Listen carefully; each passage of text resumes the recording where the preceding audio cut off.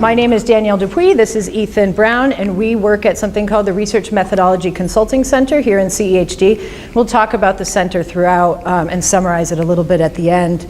We're here today as part of the Open Science series that's been hosted in the college this semester titled Crisis, What Crisis? A CEHD conversation on open science, and this is the third and final part of that series. The first talk, for those of you that were there, we had Amy Reigelman from Library Services and Alicia Hofflick-Moore from Lattice, and they really set the stage and sort of introduced us to concepts, key ideas and concepts in open science. That was followed about a month ago by two talks that were given by faculty members here on campus outside this college.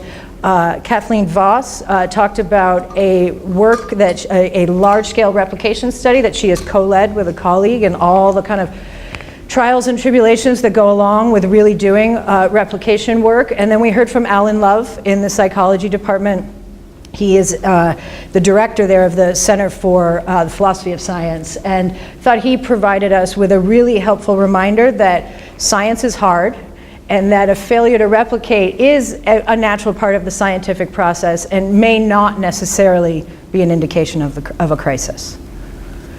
Today we're going to kind of wrap up the series. As the title suggested, we're going to get into the weeds a little bit and talk about some methodological details around open science. We're going to hopefully provide some tips on how you can approach open science in your own work, hopefully point you in the direction of resources, us being a primary one.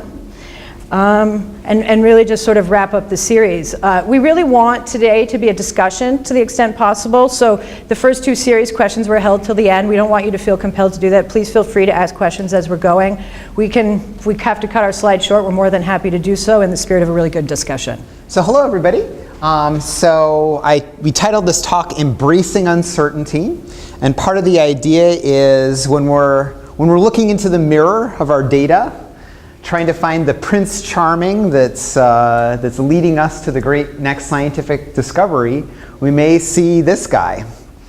And what I'm going to encourage you to do today, and what we're going to be talking about, is how can we embrace what we actually see in the data and avoid sort of trying to fool ourselves into seeing something besides what we're actually seeing in there. And just, we had a couple hot news items at the last talk, and there's been this big buzz lately about ending the idea of statistical significance completely. So there's this Nature editorial, it's time to talk about ditching statistical significance, and various articles. A lot of this is inspired by a recent issue of the American Statistician, which is published by the American Statistical Association, and they created this special issue which is about the size of 4 normal issues, which is all a world beyond p less than 0.05. So these conversations are really starting to happen, and they're really picking up steam around some of these methodological and kind of statistical issues around open science. And we wanted to kind of emphasize here that statistical inference, like you get some kind of result from a study or from running a statistical test, is not the same as scientific inference.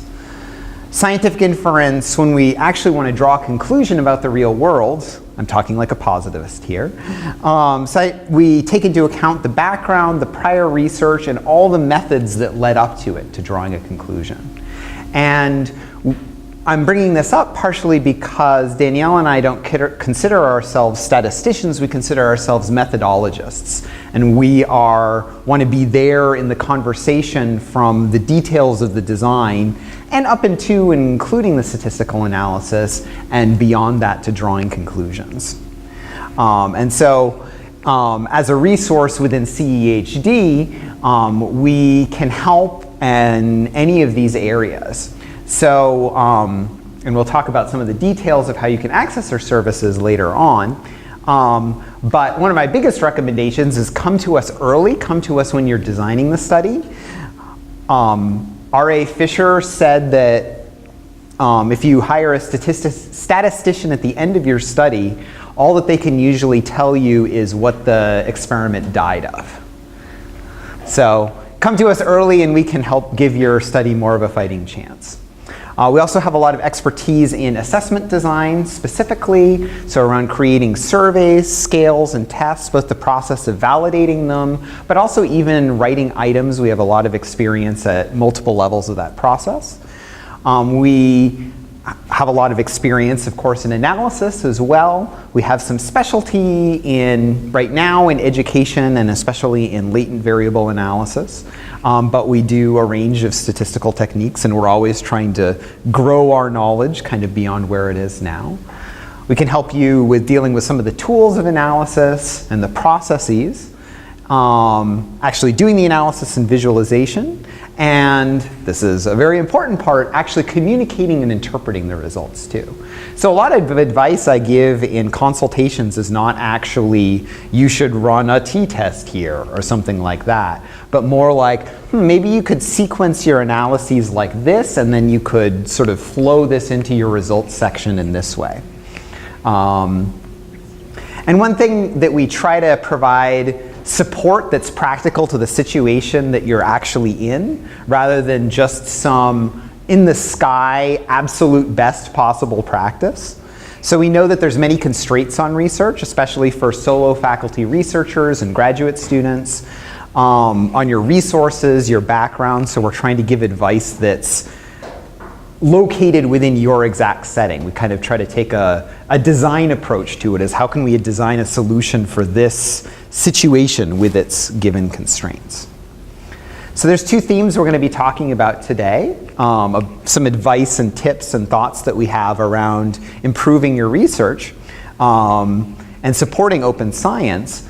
And those two main themes we're talking about are quality control, and that's just kind of the idea of really controlling the quality and accuracy of the data. And that's a very central concern in the open science movement, is where is this data coming from? Do we have a clear trace at every step of the level? And are we controlling the threats to the validity and the accuracy of that data?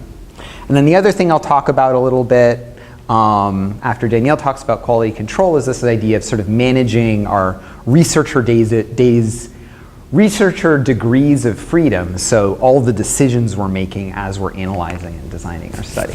Okay, as Ethan suggested, I am going to talk about quality control, and I like this slide because I think that the truth of quality control in research and product development really doesn't, I mean, we're here to talk about in the context of research, but in quality control more broadly, the devil is in the details, and quality control is about the details. There's no way around it. So what is quality control in research? For those of you that have had the unfortunate experience like myself of having a corporate job, you're familiar with quality control as a product development concept, but what does it mean in the context of academia, specifically in the context of doing research? Well, really it's about having a set of procedures in place that ensure the accuracy of your data. From implementing your design to post sort of data collection processes that you have in place, procedures that you can implement all along the way that ensure the data is collected, managed, and utilized accurately, okay? I think it's really important to not conflate quality control in the context of research with the rigor of a study's design. So this is a concept that you want to be thinking about if you're collecting data, regardless of your study's design. So it doesn't matter if you're implementing a multi-site, multi-wave RCT, if you're doing a early descriptive exploratory study, or even if you're doing qualitative work. If you are collecting data, then quality control is an issue that you want to be addressing and thinking about.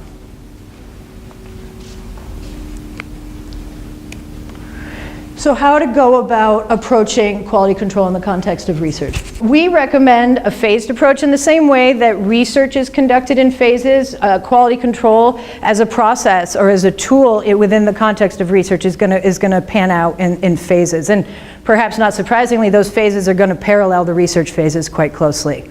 So phase one in any research study when thinking about quality control is the development or design phase.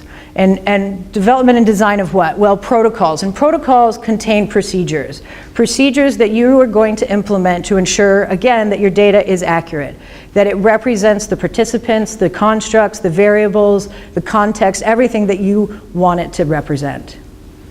And so while you're designing your study, you want to also be designing your quality control protocol. So if you're writing a sampling plan, what are the potential threats to that sampling plan, and what procedures could you put in place? And we'll give some concrete examples. What procedures could you put in place to ensure there are no threats to your sampling plan? If you have a data collection plan, a data analysis plan, a data management plan, at each one of those stages in the research process, there are potential threats to the validity and the accuracy of those plans being executed and the data that comes from them being accurate. And so these are an additional set of procedures that you're going to have in place that are going to ensure that accuracy. So phase one is always part of the design phase, and it's protocol development. The next three phases are our actual implementation of quality control procedures. These three phases are, I think, not intended to be exhaustive. They're intended to be examples. In the same way that each study has a unique design that gets implemented, the quality control protocols and procedures that follow from that study are going to be unique to that study. So this list, like I said, is not meant to be exhaustive. It's meant to provide an example of potential phases you want to consider. You may also want to consider phase 5, data analysis, phase 6, reporting. There may be protocols that you want to put in place at additional phases. We recommend, though, at a bare minimum, you consider these three. Design implementation, so this is going to involve things like procedures in place to ensure that your participants are being screened correctly for eligibility. Procedures that are in place to ensure that your randomization is executed as planned. At the data collection stage, all kinds of things around controls and tracking of data to make sure it's coming in exactly as you think it is. And then control of data entry, we'll talk about, we'll get into some real examples, and post-entry processes that are, again, designed to ensure that data is accurate. Having automated range and logic checks in place, things like that. Okay? Okay, so now some more, slightly more concrete examples.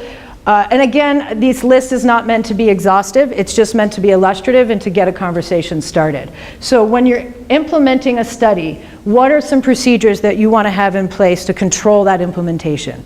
Well, you want to think about whether or not you have procedures in place that are designed to check for participant eligibility. I alluded to this next one also. Has randomization gone according to the randomization plan? If you do have randomization, is there a procedure for maintaining the confidentiality of it? Do you have a procedure in place that assures that that randomization stays with the participant throughout the study? So if you're working in the schools, what happens if students switch classrooms and one classroom, they switch from a treatment classroom to a control classroom? Do you have procedures in place to address how you're going to handle that student's data? Will you just delete them? At what point will you make that decision? You know, these sorts of things that you want to be thinking about. And then really importantly, and I think we're big advocates of this, we don't see this enough, do you have masking and blinding procedures in place? This is something I feel like we learn about in Psych 101 and then we stop doing it. We never sort of do it in our own work. But it's really critical, even if you have the best of intentions, we have to remember that the scientific method exists to protect us from our own biases. As scientists, we have to recognize we have biases. We want our hypotheses to be confirmed. We want our treatments to be shown to be effective. And even if you have the best intent, there are little things, subtle things that can go on throughout the course of a study that can sort of steer final conclusions in one direction or another. And having some sort of masking or blinding in place that leaves your research team blind to treatment assignment is just one way of ensuring that throughout the process you're kind of protecting the final inferences. Data collection, this stuff is slightly less interesting. I think it's a little more boring, and I think a lot of you are probably already doing some of this. So do you have a schedule of participant contacts? Do you have a complete description and definition? So the completeness is really the key here. For every participant, at every data collection time point, for every data element, do you have a complete definition of description of that data element? When it's being collected, on who, by whom, for what purpose, things like that. And then relatedly, having tracking procedures in place. I've participated now in several large-scale RCTs, and I think this is critical. I don't think you can do one without having a very thorough, complex tracking system in place that really says these people have been enrolled, this data has been collected, this data is yet to be collected, so on and so forth. And then post-collection, there's a lot of work that goes on and that can go on around data entry and data management. So things like having procedures for how data that's collected on paper is transformed into a computer system, and then how to check the accuracy of that transformation. How do you know the data was entered accurately? We'll talk about that in more detail in a second. Procedures in place for data cleaning. And this type, when we talk about data cleaning here, this is really not data cleaning in the spirit of an analysis or in modeling. This is really looking for people who don't maybe belong, or looking for values that are outside the possible ranges of known values in your study. And then this is really critical. Have you created a data dictionary that clearly defines all values in your data set? So I think what it's really important for me to say at this stage is that this is where the most amount of money gets spent in our experience. 75% of the services we provide to people are on getting their data ready for analysis.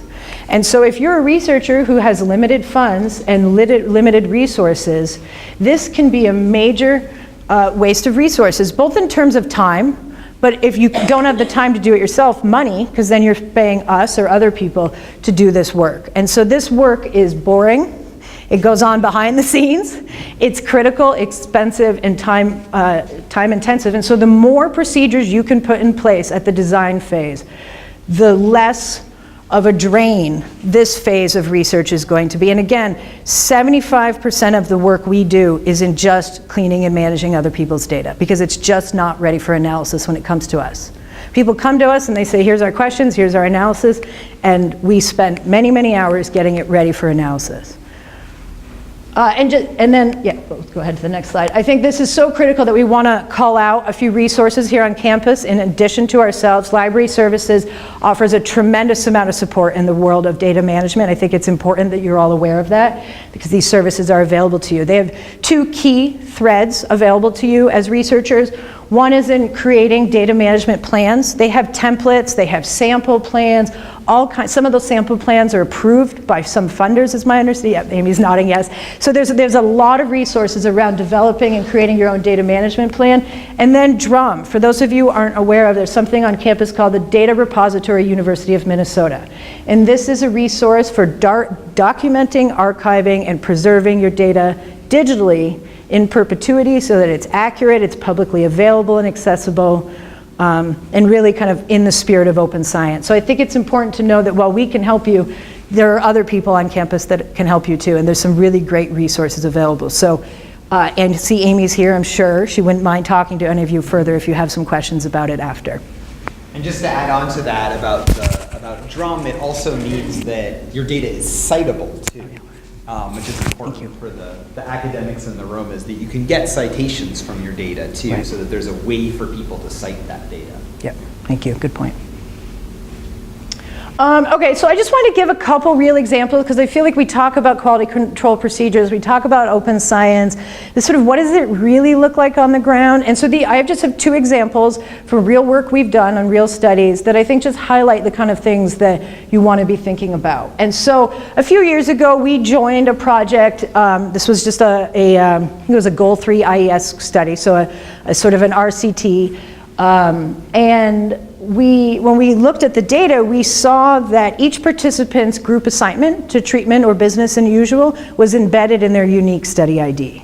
So what this meant was that from the first moment of data, and those, as you might imagine, those study IDs appear on every data form, in every data file, and everywhere. So what this meant was from the moment the first data collection began, all the way through reporting, every member of the research team always had knowledge of which treatment group each participant was in. This, again, even in times with no ill intent sort of present, This has a way to subtly push your inferences. You could make decisions, say when you're cleaning data about a participant, that you might make one decision if you know they're in the treatment group, but if you had known they were in the control group, you might have made a different decision about keeping them or excluding them. You really don't want to be making any decisions based on someone's treatment membership unless it is, in fact, the treatment membership that's at the issue at hand. So what we did is we quickly worked with the project to PI to create a set of new study IDs for participants that masked their group assignment from the research team throughout the rest of the course of the study.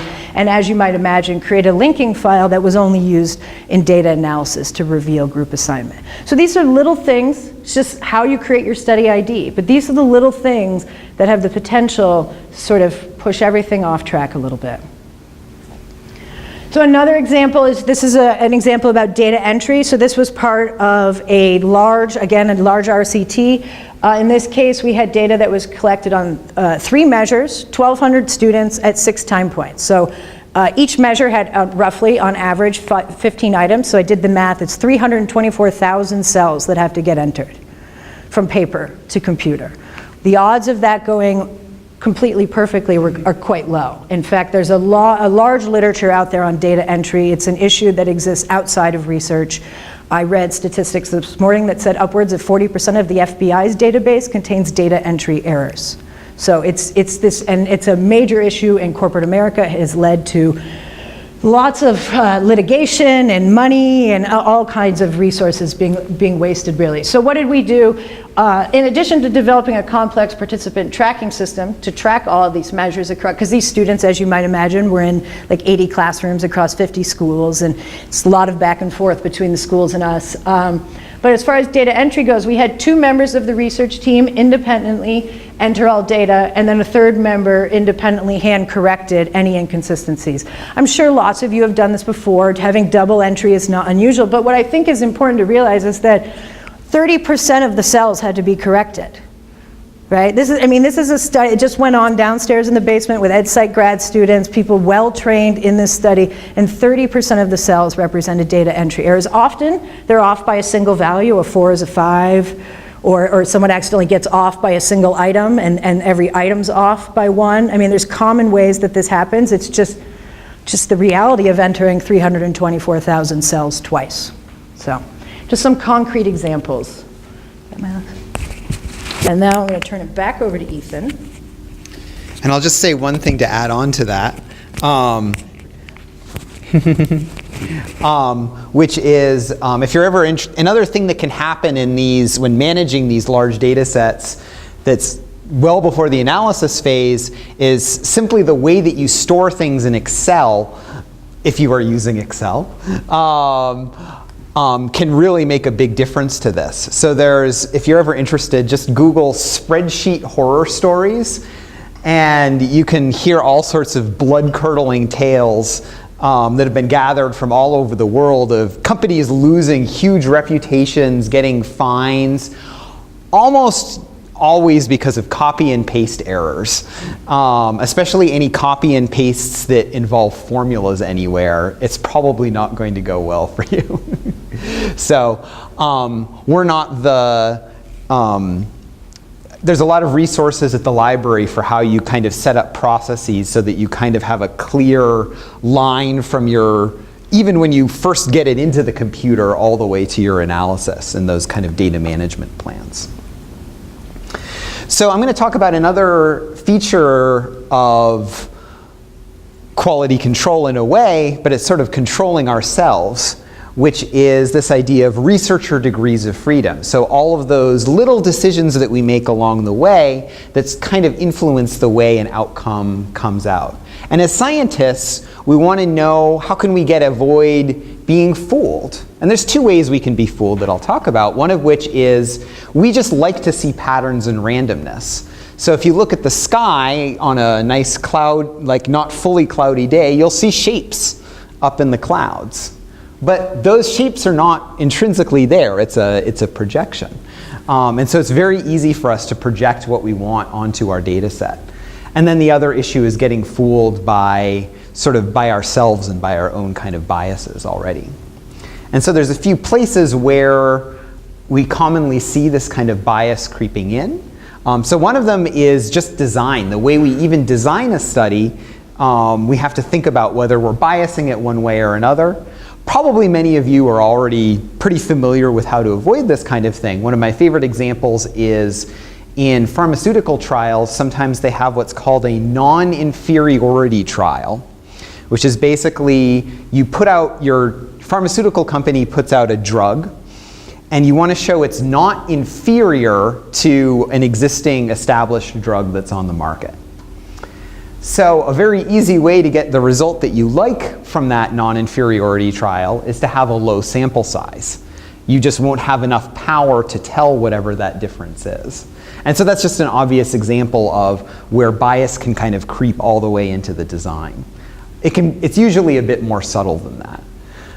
So a lot of things can creep in during data cleaning when we're transforming some raw, messy data that we see all the time in education into something that's ready for analysis. So there's a lot of little decisions made there. And of course, we can get fooled by uncertainty and randomness, as I just mentioned, and we can get a little bit fooled when we're actually communicating things. And this is the practice that Amy and Alicia Hofflich-Moore were talking about, where we kind of put our hindsight on whatever result that came out of our analysis and present something as like, oh yes, we found this clear finding and it's in line with our hypothesis. But that hypothesis didn't exist until you found the finding. So I wanted to give an example of an open science study. So this is from a study where they use all of the right language, all of this kind of hot language in the open science world that we've been hearing about. This is from 2011, so a bit early on in replicability, in the reproducibility crisis age. So emphasizing transparency, emphasizing results that were excluded from the paper to avoid the file drawer problem, providing replication packages of the psychological experiment, and releasing the full data to the public. So this seems like a poster child of our open science movement. And I think all of these came out of very good intentions. What this paper is, has anybody heard of this paper before? Daryl Bem. So this paper is basically, it's providing evidence that people can have unconscious reactions to stimuli before they see those stimuli.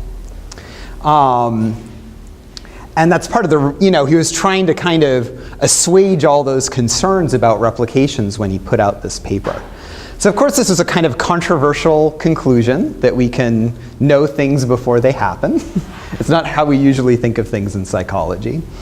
And so there's some subtle other things that Bem did, or that it seems like Bem probably did, that sort of led him into the place where he did. And so the numbers may be a little bit small from the back row, but somebody reanalyzing his data, which he released, which was a good practice, noticed that if there was kind of a decline in the strength of effect as the participants, as you got more participants in the study in general. So if you did a statistical test of the first 50 participants, almost all of them were highly significant, if we like that word. And then almost all of them are not highly significant if we went to subjects 51 through 100, which is interesting.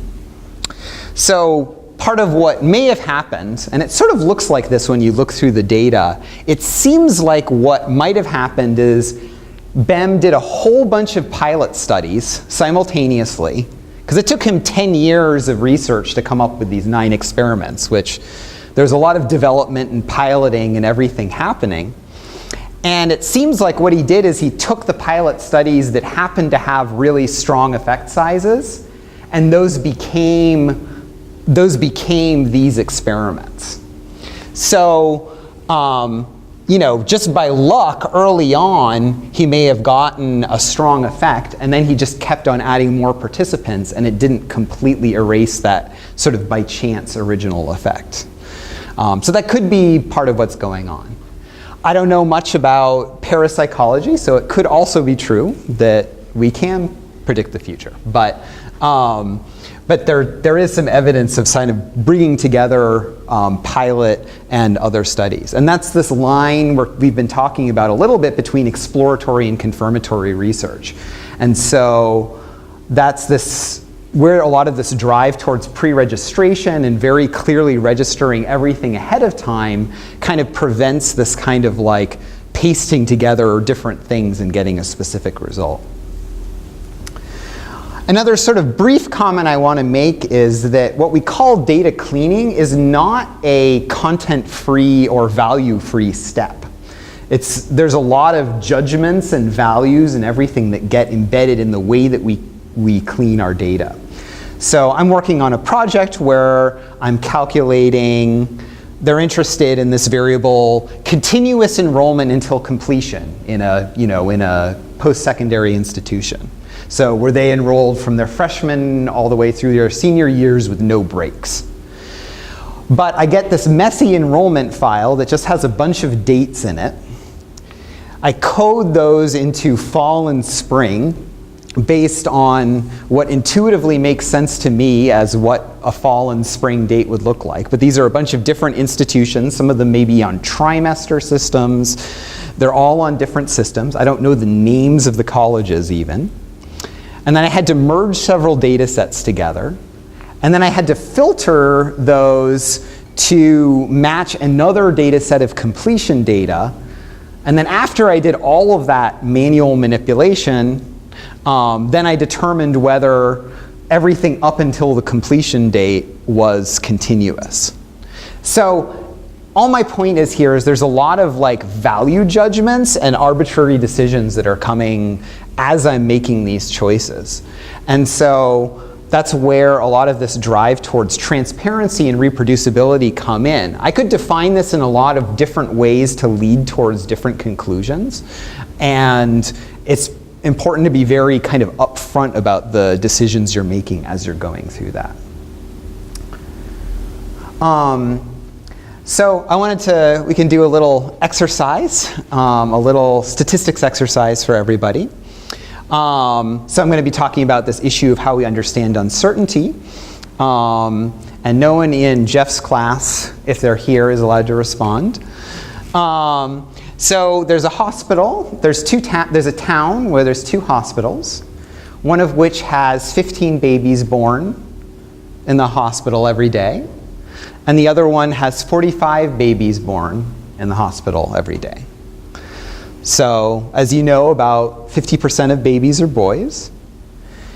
And so every day they record the percentage of boys that are born in a certain day. So one day it may be 40%, another day it may be 60%. So we have that percentage every day, and we collect that for a year. So in 1 year, which of these hospitals do you expect to have more days with more than 60% boys? The larger hospital, the smaller hospital, or about the same? So I'll give you a moment to ponder that.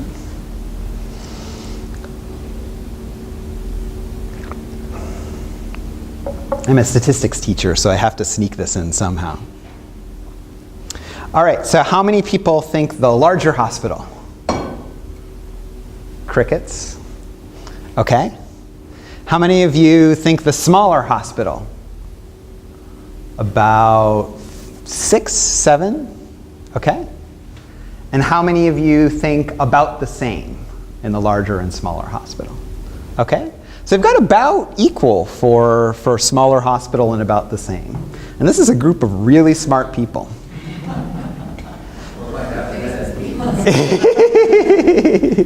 So I did a simulation for you. If you do the simulation yourself, you'll find something pretty similar. So here's the hospital with 15 babies born per day. This is 365 days. So each dot is 1 day and the percentage of boys born in that day. So of course there's a little bit more space because we're looking at 15, there's less possible percentages at 15 babies. And we're at about 16% for more than 60% babies born that day. At the larger hospital, we're at 45 babies born per day. We're at about 4%. And this is actually the same principle as sample size. If I describe this in a different way, if you were going to do a study of how many boys are born a day in general, would you want to have 15 people in your sample, or would you want to have 45 people in your sample? If you have a larger sample size, it's going to be more clustered near that true value. And so why am I giving this kind of abstruse probability problem? This is actually the same idea as a statistical test. So when we're doing a study, we're seeing what percentage is beyond a certain value. This is basically a p-value that is what you would get out of your statistics package. And so I'm bringing up this example because it's showing us that humans, we weren't evolved to generate these abstract entities in our heads and reason about them. This is not what we learned to do necessarily. And it's not even in a lot of our schooling until high school now, and I didn't even have any statistics in high school. So we don't naturally reason about these things in a reasonable way. So there's persistent challenges both in students and adults, including professionals, in understanding and applying uncertainty. And there's actually an earlier study by Kahneman and Tversky where they were actually asking questions like this to quantitative psychologists. So people whose job it was to be professional quants in this realm. And they were almost predicting miracles in terms of replication from studies with small sample sizes based on this kind of misunderstanding. And so that's part of this challenge of statistical significance, is that what are we really saying? We're kind of abstracting all of this complexity out by just making a yes or no decision.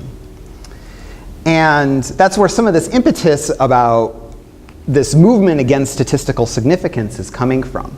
So this is from a recent Nature opinion article, Scientists Rise Up Against Statistical Significance, where they have, 800 or so statisticians and quantitative researchers saying that we should get rid of statistical significance.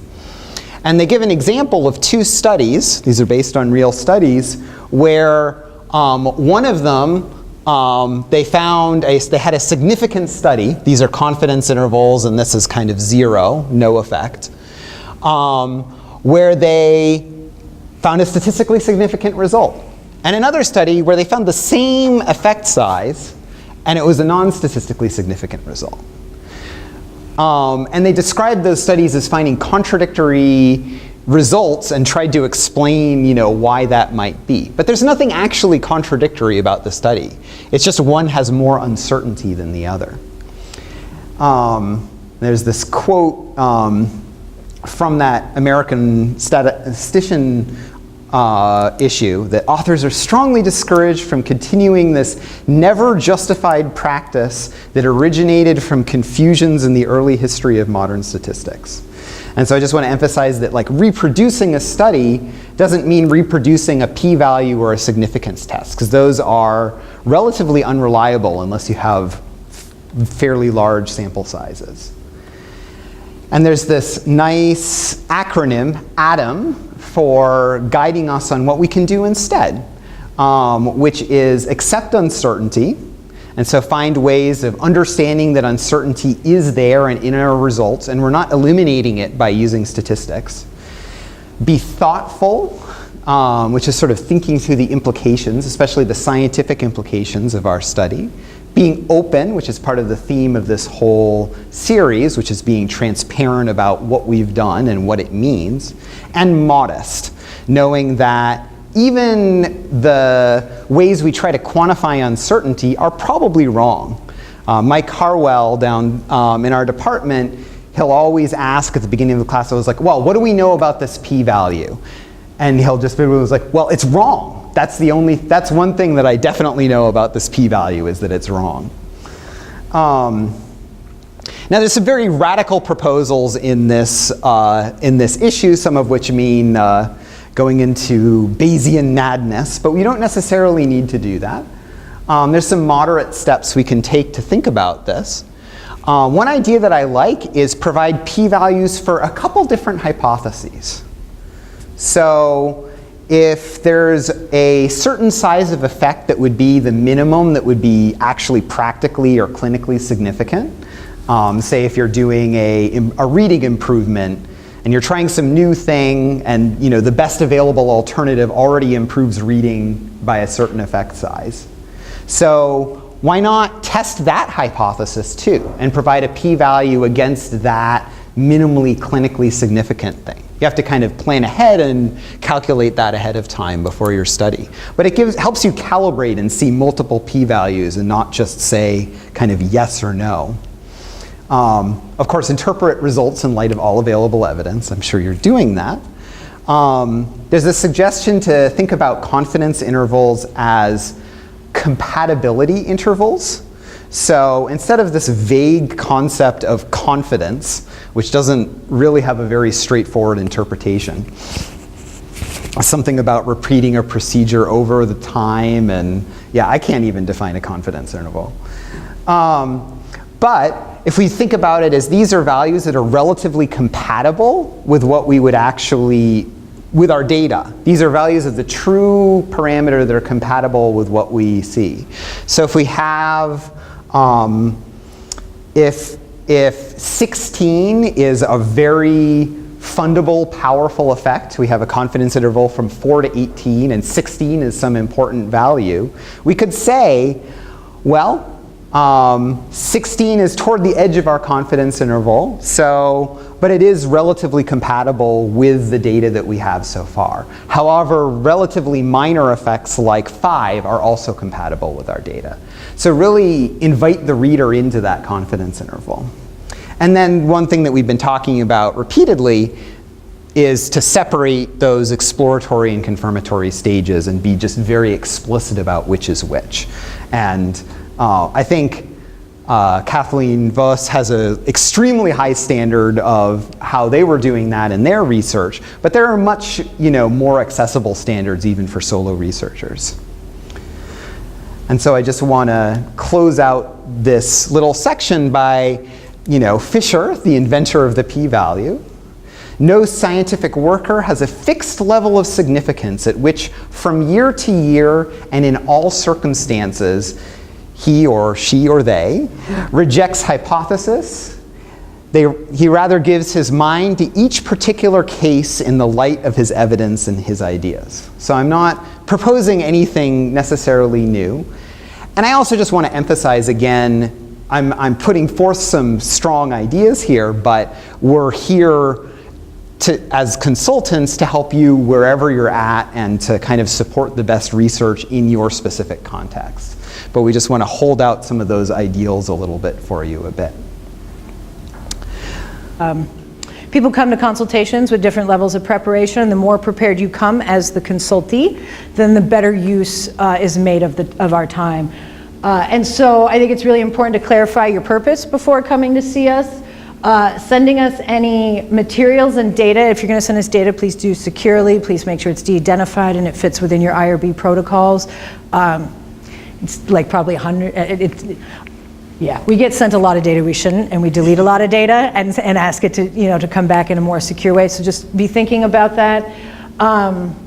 Context matters. I think letting us know what your overall research goals are. Is this a preliminary pilot study and you just need to kind of get going? Is this a big RCT and you need to make a big statement about effectiveness? Where are you at in the process helps. And then, yeah, we get a lot of questions. Which test do I do? Well, there's a lot of books out there on that, but we're really, and we can help you figure out which statistical test to do, but really, we can bring a lot more than that. And so I think that it's important to help us, to kind of realize that we can do more than tell you which test you can do, and that which test you do depends a lot on your purpose. And so the better we understand your purpose, the better able we are to advise. The fine print, for those of you who have not heard Danielle's Dog and Pony show yet, you're about to get it. So the Dean's Office has very graciously given us the authority to provide 4 free consultations for all grad students working on their dissertation per academic year. Those reset on July 1. And we'll just leave it at that. If you are a non-CEHD student, we're actually allowing 1 consultation right now because we're trying to gain information about potential use outside of the college. If you're a faculty member, you get 6 free consultations in addition to support on grants. So if you have unfunded research as a faculty member, you can get consultations. But if you're applying for a grant, we can do above and beyond and help you with the grant. We can help with data management plans, data analysis plans. We spend most of July conducting power analyses for IES proposals, which reminds me, we have a speaker, a series, or a talk that's about to happen in early May. Our Chris Desjardins is going to give a talk titled something like "All Power Analyses Are Wrong: How to Be More Right." We're doing that, gearing up for grant, for grant season coming over the summer. If you have funded research, I would say reach out to me. We have a very flexible model about how to work. If you need small sort of services, we have an hourly model. If you need bigger collaborative services, we have FTE-based models that are far more cost-effective for larger projects that want more work. What we're good at, we have a lot of things we're trying to be better at. These are the things we're already good at. I won't read through this list, but it's sort of everything from measurement, simulation. We do a lot of work on latent variable modeling because we're really the only people on campus doing this. I think it's also true of quasi-experiments. These are niches we have university-wide, not just within the college.